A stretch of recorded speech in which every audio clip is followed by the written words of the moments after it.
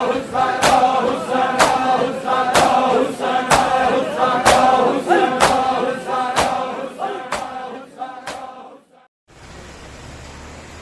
مرتبہ سورہ فاتحہ اور 3 مرتبہ سورہ توحید مع الصلوات بابری بیگم بنت محمد سردار کے لیے ہدیہ فرماتے ہیں۔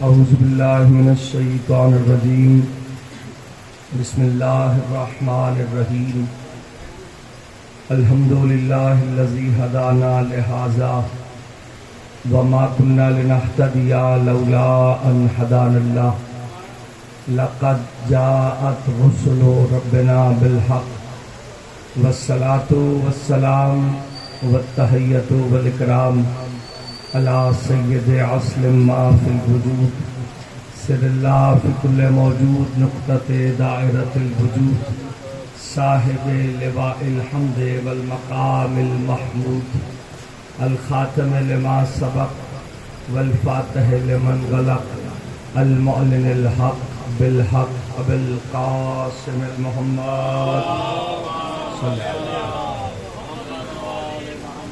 وعلى آلہ الطیبین الطاہرین المعصومین المظلومین ولعنۃ اللہ علی اعدائہم ومنکری فضائلہم ومصائبہم وعظمتہم وطہارتہم وولایتہم وعطشہم من یومنا ھذا الی قیام یوم الدین۔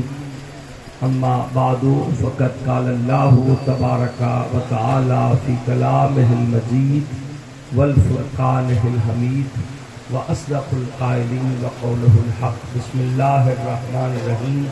وَإِذِ ابْتَلَىٰ إِبْرَاهِيمَ رَبُّهُ بِكَلِمَاتٍ فَأَتَمَّهُنَّ قَالَ إِنِّي جَاعِلُكَ لِلنَّاسِ إِمَامًا قَالَ وَمِنْ ذُرِّيَّتِي قَالَ لَا يَنَالُ عَهْدِ الظَّالِمِينَ۔ سلوات بھیج دیں بابا سے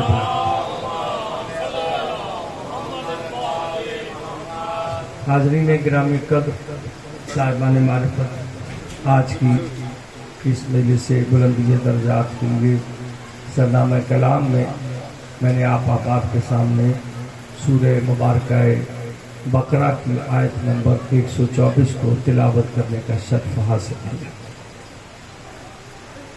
اس آیت وافی ہدایہ میں پروردگار عالم ارشاد فرما رہا ہے وَإِذِ ابْتَلَىٰ إِبْرَاهِيمَ رَبُّهُ بِكَلِمَاتٍ فَأَتَمَّهُنَّ۔ جب ابراہیم کا امتحان لیا گیا کچھ کلمات کے ذریعے سے تو ابراہیم اس امتحان میں کامیاب ہوا۔ توجہ ہے نا صاحبان، اس گھنٹے میں آدھے گھنٹے میں مجھے گفتگو پوری کرنی ہے، اور اگر آپ بولتے رہیں گے تو مجھے سمجھ لگتی رہے گی کہ بات آپ تک پہنچ رہی ہے۔ اِذِ ابْتَلَىٰ إِبْرَاهِيمَ رَبُّهُ بِكَلِمَاتٍ فَأَتَمَّهُنَّ۔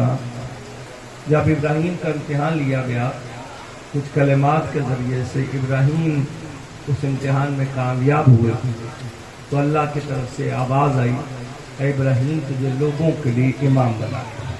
قَالَ إِنِّي جَاعِلُكَ لِلنَّاسِ إِمَامًا، میں نے تجھے لوگوں کے لیے امام بنایا۔ یعنی حضرت ابراہیم کی ذات وہ ذات ہے جو معصوم بھی ہے، نبی معصوم ہوتا ہے نا، معصوم بھی ہے، نبی بھی ہیں، رسول بھی ہیں، خلیل خدا بھی ہیں، بت شکن بھی ہیں۔ اتنے سارے عہدے پانے کے باوجود پروردگار کہہ رہا ہے کہ ہم نے تجھے عہدہ امامت عطا کیا، لوگوں کے لیے امام بنایا۔ یہ جزوی عہدہ ہے، جزوی امامت عطا کی گئی، تجھے لوگوں کے لیے امام بنایا۔ اب جب عہدہ امامت سرکار حضرت ابراہیم کو عطا ہو گیا، تو جناب ابراہیم آگے سے کیا کہہ رہے ہیں؟ قالا ومن ذریتی، کیا یہ عہدہ امامت میری ذریت میں آگے بڑھے گا، میری اولاد میں آگے چلے گا؟ قالا لا ینال عہد الظالمین۔ اب بڑے ہی اچھے اسلوب کے ساتھ پروردگار عالم نے ابراہیم کی اس خواہش کا جواب دیتے ہوئے کہا کہ یہ عہدہ امامت ظالموں کی طرف نہیں جائے گا۔ اب آپ غور کریں اس آیت کی طرف، اور میں اس آیت کو اور اس کی پیرائے میں حضرت ابراہیم کے کچھ واقعات آپ کی گوش گزار کر کے مجھے منزل مصائب کی طرف چلے جاتے ہیں۔ ایک تو ہمارے سوا باقی جتنے بھی مسلمانوں کے مسالک ہیں وہ عہدہ امامت کے قائل نہیں ہیں، صرف ہم وہ ہیں جو اصول دین میں عہدہ امامت کے قائل ہیں، عقیدہ امامت کے قائل ہیں۔ ایسا ہی ہے نا؟ یعنی ہم نے عقیدہ امامت قرآن سے لیا ہے، عقیدہ امامت قرآن سے لیا اس لیے کہ اللہ نے خلیل خدا جیسی شخصیت کو عہدہ امامت عطا کیا، اور واضح اور صاف لفظوں میں کہا کہ جب ہم نے ابراہیم کا امتحان لے لیا اور ابراہیم اس امتحان میں کامیاب ہو گئے تو ہم نے ابراہیم کو لوگوں کے لیے امام بنایا۔ جس پر ابراہیم نے کہا کہ یہ عہدہ امامت میری اولاد میں چلے گا، تو اللہ نے کہا ہاں چلے گا تو صحیح، لیکن اس کو ملے گا جو تیری اولاد میں ظالم نہ ہوگا۔ یعنی جہاں ظلم ہوگا وہاں امامت نہیں ہو سکتی، جہاں امامت ہے وہاں ظلم نہیں ہو سکتا۔ مظلوم تو امام ہو سکتا ہے، ظالم نہیں ہو سکتا۔ اور جو جھوٹ بولتا ہے وہ ظلم کرتا ہے، جو کسی کو دھوکہ دے دیتا ہے وہ ظلم کرتا ہے نا؟ تو صاحبان گرامی قدر جو بھی گناہ ہے وہ ظلم کے پیرائے میں آ جاتا ہے۔ تو عہدہ امامت اسے ملے گا جو ظالم نہیں ہوگا۔ اسی لیے اللہ نے یہ نہیں کہا کہ فلان کو تیرا عہدہ دے دیا جائے گا یا تیری اولاد میں سلسلہ جائے گا۔ اللہ نے کہا جو معصوم ہوگا اس کو عہدہ امامت دیا جائے گا، باقی کسی کو۔ اچھا، امتحان لیا گیا حضرت ابراہیم سے، ایک امتحان لیا گیا اولاد کا، ایک امتحان لیا گیا جان کا، ایک امتحان لیا گیا حضرت ابراہیم خلیل خدا سے اولاد کا، پھر جا کر عہدہ امامت حضرت ابراہیم کو عطا کیا گیا۔ کون سا امتحان؟ مال کا امتحان۔ یہ مال بڑا عزیز ہوتا ہے نا دنیا میں رہتے ہوئے انسان کو، ہے؟ تو امتحان ہوا حضرت ابراہیم سے۔ آپ بھیڑیں چرا رہے تھے جنگل میں کہ آپ کے کان میں ایک آواز آئی، سبوح قدوس رب الملائکۃ والروح۔ جناب ابراہیم اس آواز کی طرف مڑے اور مڑ کر دیکھا ایک خوبصورت جوان اپنی زبان پر اس تسبیح کو جاری کیے ہوئے۔ اب خلیل خدا تھے، بعد نبی جس پیغمبر کا مرتبہ سب سے زیادہ بلند ہے وہ حضرت ابراہیم ہے، اور آج بھی 3 بڑے مذہب دنیا میں حضرت ابراہیم کا احترام کرتے ہیں۔ یہودیت احترام کرتی ہے حضرت ابراہیم کا، عیسائیت کرتی ہے، مسلمان کرتے ہیں۔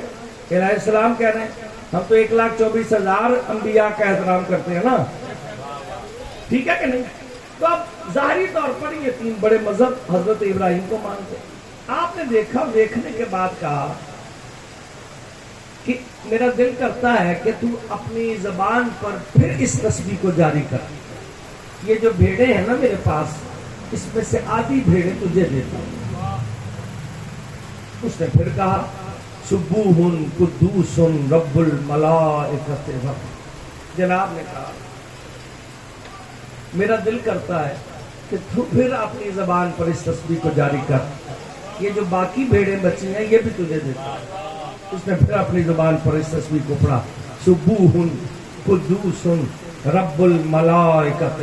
ابراہیم کے اوپر کیفیت طاری ہوتی چلی گئی اس تسبیح کی، اور آپ نے کہا کہ تجھے بھیڑوں تجھے دے چکے ہیں بھیڑیں، ان بھیڑوں کو چرانے کے لیے کوئی چرواہا بھی تو چاہیے ہوگا نا، میں اپنے آپ کو پیش کرتا ہوں تو پھر اپنی زبان پر اس تسبیح کو جاری کرتا ہوں. اس نے پھر پڑھا سبوح قدوس رب الملائکۃ والروح. جب یہ پڑھا جناب ابراہیم نے کہا اس جنگل میں اس بیاباں میں جو کچھ میرے پاس تھا میں نے تجھے دے دیا، لیکن میرا دل کرتا ہے کہ تو یہ تسبیح پڑھتا جائے میں تیری تسبیح سنتا جاؤں. جبریل اپنی اصل حالت میں آئے اور آ کر کہا خلیل خدا تم مال کے امتحان میں کامیاب ہو گیا. یا مال کے امتحان میں کامیاب ہو گیا. اچھا دوسرا بڑا امتحان ہے جب انسان کی جان پر بڑھتی ہے تو انسان مال قربان کرنے پہ بھی تیار ہو جاتا ہے، ایسا ہی ہے نا. دوسرا بڑا امتحان ہے جان کا. جناب ابراہیم جس شہر میں رہتے تھے ظاہر نمرود کے ماننے والے، کوئی ستارہ پرست تھا، کوئی آگ نہیں ستارہ پرست چاند کے پوجنے والے اور ستاروں کے پوجنے، چاند سورج ستارے، اور باقی جو ماندہ بچتے تھے وہ تو بتوں کی پرستش کرتے. حضرت ابراہیم نے کہا میں اس خدا کی عبادت کروں جو شام کو غروب ہو جاتا ہے. کیا یہ خدا ہو سکتا ہے کہ شام کو غروب ہو جائے؟ یا وہ خدا ہے جو صرف رات کو دکھائی دے، کبھی گھٹ جائے کبھی بڑھنا شروع ہو جائے؟ چاند گھٹتا اور بڑھتا ہے نا، تو وہ خدا نہیں ہو سکتا. یہ ستارہ ہے، ان ستاروں سے وہ خدا مانو، ان کی پرستش کرو جو کبھی آتے ہیں کبھی مدم ہوتے ہیں کبھی ختم ہو جاتے ہیں. تو حضرت ابراہیم نے کہا یہ میرے خدا نہیں ہو سکتے. ایسا ہی ہے. لیکن ابراہیم کو لیے 24 گھنٹے لگے ہیں ان کو خدا نہ ثابت کرنے کے لیے. تو جو ہے نا غروب ہوگا تو کہا نا وہ چاند آسمان سے نکل جائے گا تو کہا ستارے ہٹ جائیں گے تو کہا یہ خدا نہیں ہو سکتا. اور اہل بیت رسول وہ ہیں کہ اگر سورج غروب ہو جائے تو اسے پلٹا دے.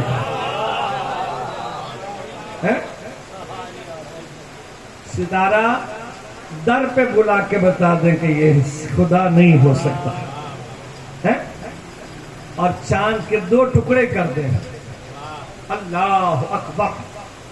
لیکن کچھ لوگ بتوں کی پرستش بھی کرتے ہیں. ایک روز شہر والے، توجہ ہے نا صاحبہ، ایک روز شہر والے کہیں گئے اور انہوں نے جا کر میلے پر گئے. ابراہیم سے بھی کہا ابراہیم آپ چلیں ہمارے ساتھ، تو جناب نے کہا کہ نہیں میری طبیعت ٹھیک نہیں ہے. سارا شہر چلا گیا، شہر خالی ہو گیا. پیچھے ان کا عبادت خانہ تھا.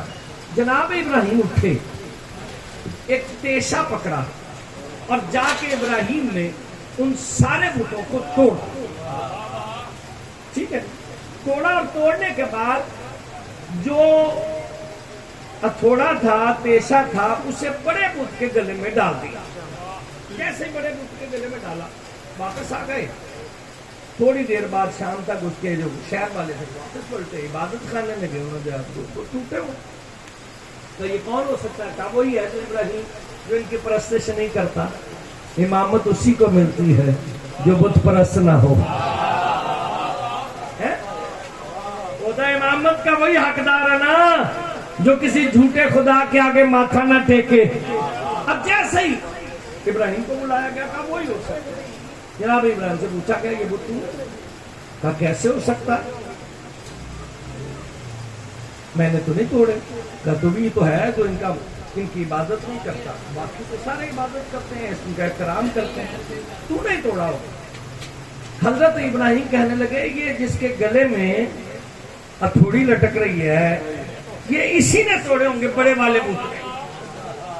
وہ سارے کے سارے یک زبان ہو کر بولے یہ اپنی جگہ سے حرکت نہیں کر سکتا، یہ کیسے توڑ سکتا ہے؟ یہی تو لانا تھا حضرت ابراہیم نے. کہا جو اپنی جگہ سے حرکت نہ کر سکے وہ تمہارا خدا کیسے ہو سکتا ہے؟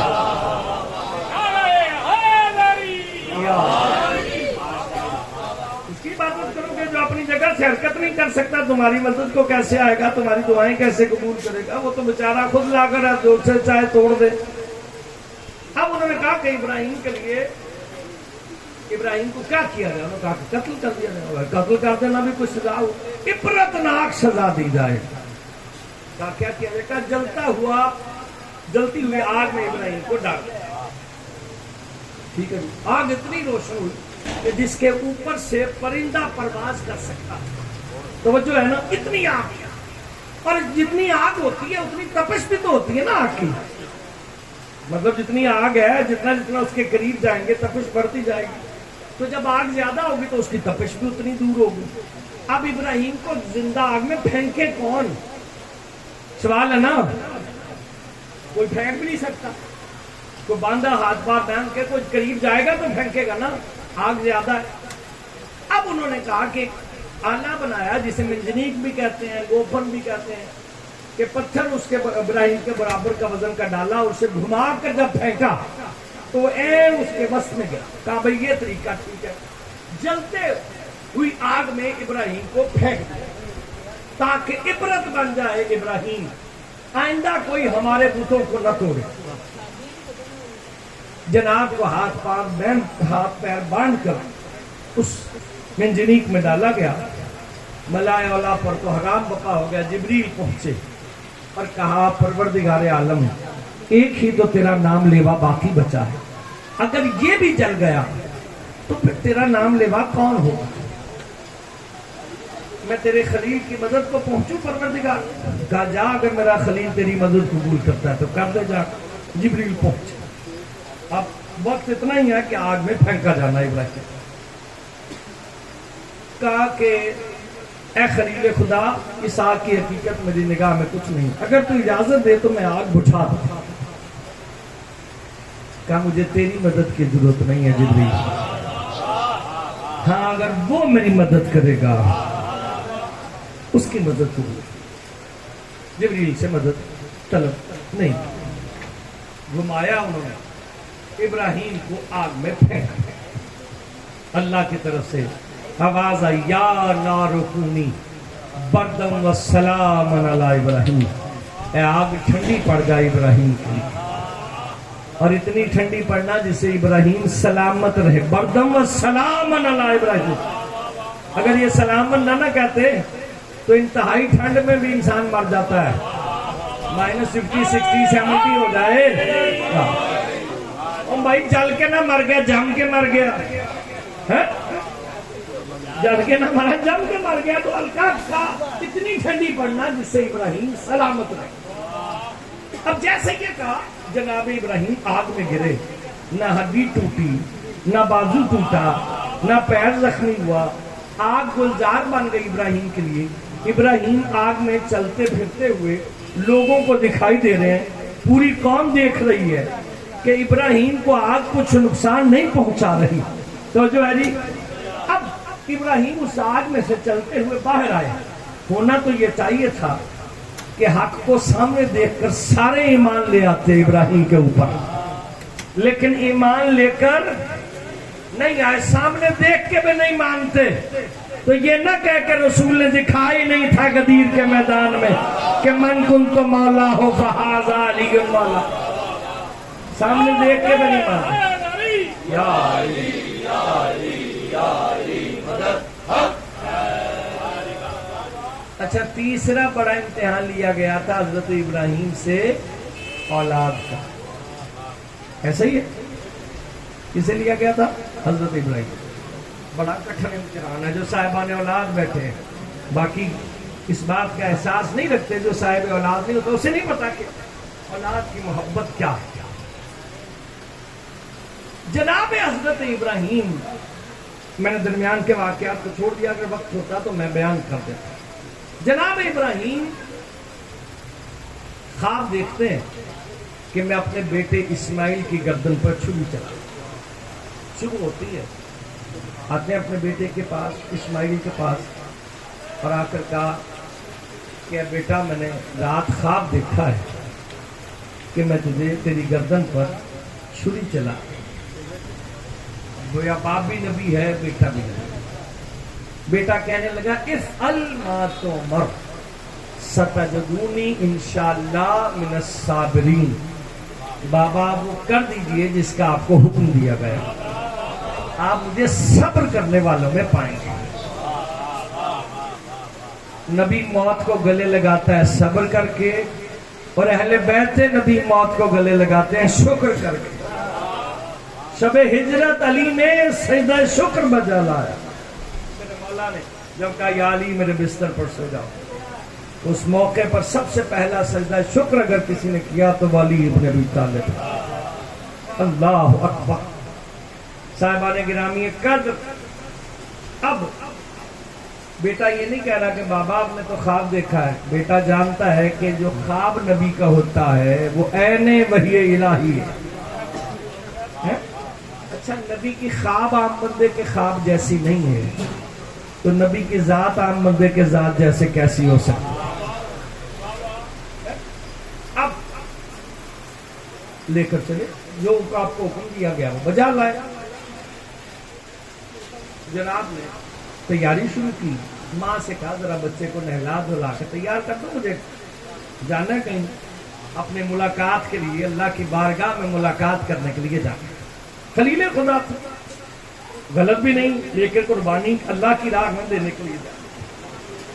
اور ہمارے ساتھ ایک چھری بھی رکھ دینا، ہو سکتا ہے راستے میں کچھ کاٹنا پڑ جائے. لے کر چلے. ابھی گھر سے نکلے، وہ آیا بی بی ہاجرہ کے پاس جو بہکانے پر بیٹھا ہوا ہے، جس نے ڈیوٹی لی ہوئی ہے قیامت تک کے لیے، اجازت لے رکھی ہے. وہ آیا بی بی ہاجرہ کے پاس اور کہا وہ دیکھ نعوذ باللہ تیرے میاں سٹھیا گئے ہیں، جوان بیٹے کو قتل کرنے کے لیے نکل گئے، جلدی کر گھر سے نکل، اب جا کر اپنے بیٹے کو بچا لے. جب یہ کہا نا جلدی کر گھر سے نکل، تو نبی کی زوجہ تھی، نبی کی ماں تھی، ایک دم سے کہنے لگی لا حول ولا قوت الا باللہ. اس نے یہ تو نشتر ہے نا لا حول تو شیطان کے لیے. جاتے جاتے اپنی اصل حالت میں آیا، پوچھ کے گیا اے مادر اسماعیل تو نے پہچانا کیسے کہ میں ابلیس ہوں، تجھے بہکانے کے لیے آیا ہوں؟ کہا جو نبی کی بیوی کو گھر سے باہر آنے کے لیے دعوت دے وہ ابلیس ہی ہوا کرتا ہے.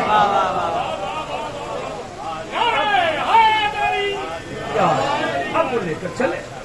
پھر ابراہیم کو بہکانے کی کوشش کی، اسماعیل کو بہکانے.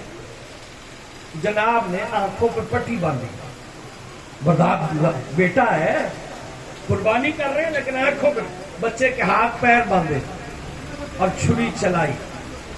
رگیں کٹتی ہوئی محسوس، اور جب دیکھا کہ بچہ اس دنیا سے رخصت ہو چکا ہوگا تو آنکھوں سے پٹی کھولی، دمبے کو ذبح پایا، بچے کو کھلا پایا. ہونا تو یہ چاہیے تھا بچے کو گلے لگا لیتے ابراہیم، لیکن ابراہیم نے گریہ کرنا شروع، رونا شروع کر دیا. کیا پروردگار میری قربانی قبول نہیں ہوئی؟ تو آواز قدرت آئی وَفَدَيْنَاهُ بِذِبْحٍ عَظِيمٍ، ہم نے اس قربانی کو ذبح عظیم میں تبدیل کر دیا. تیری قربانی قبول ہو گئی ہے لیکن ہم نے اس کو ذبح عظیم میں تبدیل کر دیا. صاحبان گرامی قدر، وقت تمام ہو گیا، 5 منٹ میرے پاس ہیں اور مجلس اس وقت تک مکمل نہیں ہوتی جب تک کہ آل محمد کے مصائب نہ پڑ جائے. اللہ اکبر. بعد شہادت حسین 3 شخصیتیں ایسی تھیں جن کے کردار نے حسین ابن علی کے مشن کو مکمل کیا. ایک سید سجاد، ایک شہزادی زینب اور ایک حسین کی وہ 4 سال کی بیٹی سکینہ جسے حسین اپنے سینے پر سلایا کرتے تھے. کبھی بیٹی کے ماتھے پہ بوسہ دیتے، کبھی رخسار پر بوسہ دیتے. اللہ اکبر.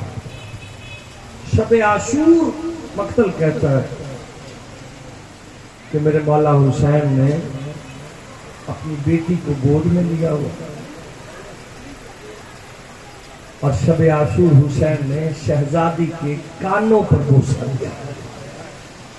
شہزادی سکینہ نے اپنے بابا کو دیکھا، دیکھنے کے بعد کہا بابا آج آپ میرے کانوں پہ کیوں بوسہ دے رہے؟ کہا بیٹا کل یہ کان زخمی ہو جائے گے اور شمر تیرے کانوں سے بالیاں کھینچ دے. معصومیت کے عالم میں شہزادی نے کہا کیا میرے چچا عباس نہیں ہوں گے؟ اللہ خدا کی آواز پر رحمت نازل کرے. مولا آپ کو کوئی غم نہ دے سوائے غم اہل بیت کے. مولا مرحومہ کے درجات کو بلند فرمائے. اس گھر کے جتنے بھی دیگر مرحومین اس دار فانی سے دار بقا کی طرف جا چکے سب کی مولا مغفرت فرمائے. عزادارو، شہزادی سکینہ نے ایک مرتبہ کہا کیا چچا عباس نہیں ہوں گے؟ امام نے کہا وہ دریا پر بازو کٹا کے سو رہا ہوگا. کہا بابا آپ میری مدد کو نہیں آئیں گے؟ ایک مرتبہ کہا سکینہ وہ ٹیلا نظر آ رہا ہے، اس کی اوٹ میں ہوں گا، اگر تو آ گئی میں اپنے بازو کھول دوں گا، پھر تو جانے تیرے کان جانے. اللہ اکبر. خدا آپ کی آوازوں پر رحمت نازل کرے. عزادارو، شام غریبہ آئی. میں نے درمیان کے واقعات کو چھوڑ دیا. وہ جگہ جہاں رسول بھی آ کے ٹھہر جایا کرتے تھے، شمر اس جگہ پر رکا نہیں ہے. اللہ اکبر. شہزادیاں خیموں سے باہر آئیں اور یہ شمر ایک مرتبہ شہزادی سکینہ کے آگے بھاگ. شہزادی سکینہ کو پکڑنے کے لیے. عزادارو، شہزادی کو کل کا واقعہ یاد آ گیا. ایک مرتبہ اپنے کانوں پہ ہاتھ رکھا، تیزی سے بی بی سکینہ اس نشیب کی طرف بڑھی جس طرف حسین ابن علی نے اشارہ کیا تھا. عزادارو، بچی کی رفتار مرد کی رفتار سے کم تھی. ایک مرتبہ جیسے ہی شہزادی زین سکینہ پہنچی ہے نا اپنے بابا کے پاس اور کہا یا ابتا، اے میرے بابا، حسین ابن علی کی بازو کھل گئی.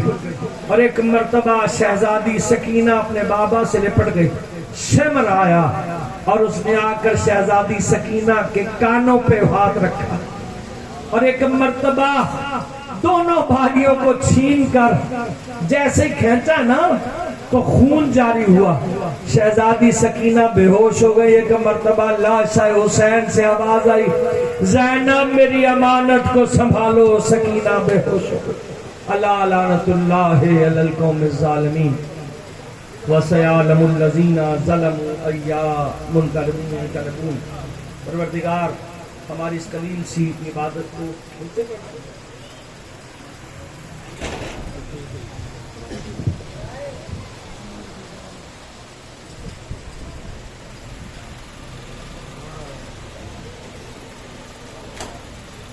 بسم اللہ الرحمن الرحیم. الحمدللہ رب العالمین الرحمن الرحیم مالک یوم الدین. ایاک نعبد و ایاک نستعین.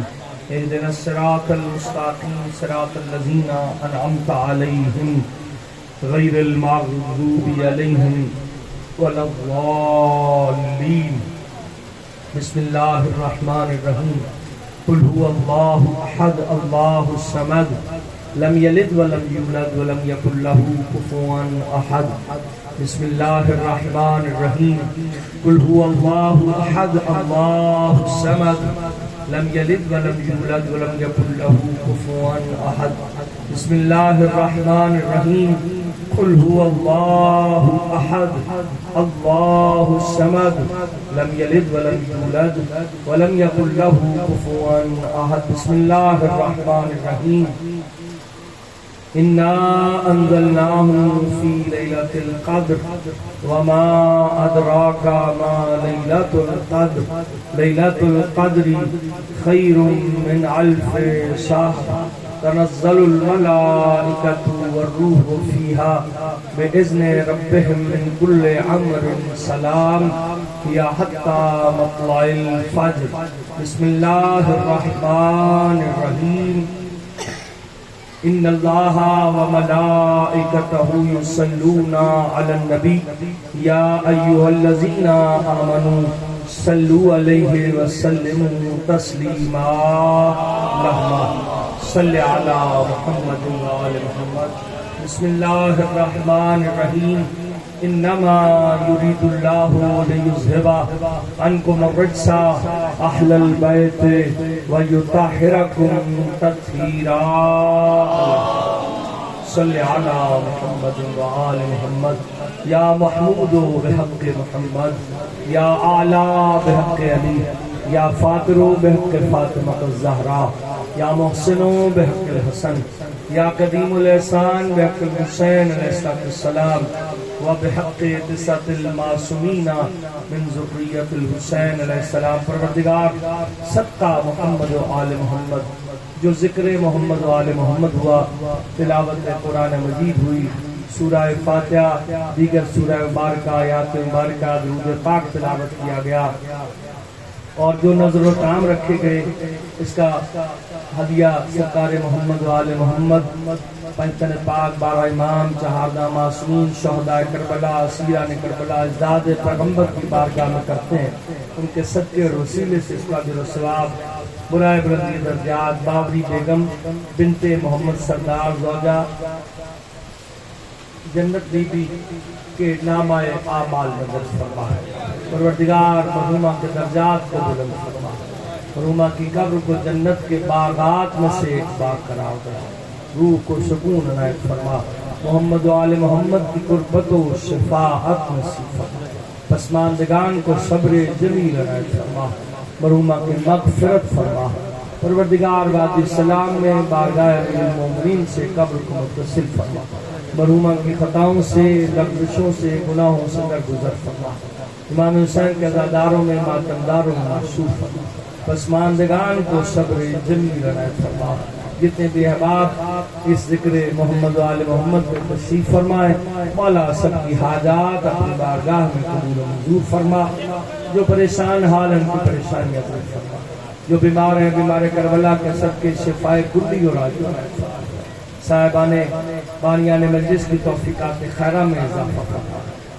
سب دعاؤں کی ایک ہی دعا، منتقم خون حسین امام زمانہ سرکار کے ظہور میں تعظیم فرما، اور ہمیں اس لائق بنا دے کہ امام قوان انصار معشوق ہو سکے. اس کے علاوہ مرحومہ کے لیے اللہ اکبر 5000 مرتبہ، قرآن مجید 200 مرتبہ، سورہ یاسین 97 مرتبہ، زیارت عاشورہ 5 مرتبہ، سبحان اللہ 10,000 مرتبہ تلاوت کیا گیا. اس کا ذکر کثیر بھی مرحومہ کے نامہ اعمال میں درج فرما. مرحومہ کو جنت کے اعلیٰ مقامات نصیب فرما، ہمارا خاتمہ بالخیر فرما.